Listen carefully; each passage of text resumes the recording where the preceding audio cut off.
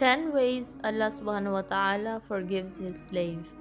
Ibn Taymiyyah rahimahullah said, whenever a mu'min commits sins, there are 10 ways he can be compensated.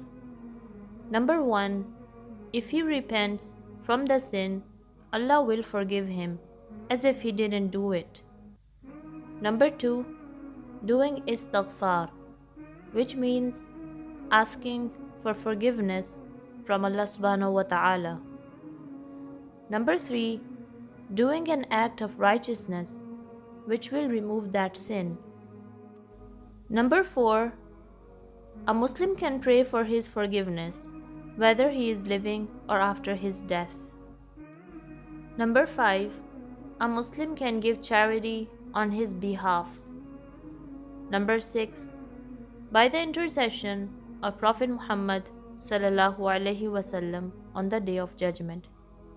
Number 7, Allah subhanahu wa ta'ala may put him to the trial for the compensation. Number 8, due to punishment in the grave. Number 9, his sins can be forgiven on the Day of Judgment.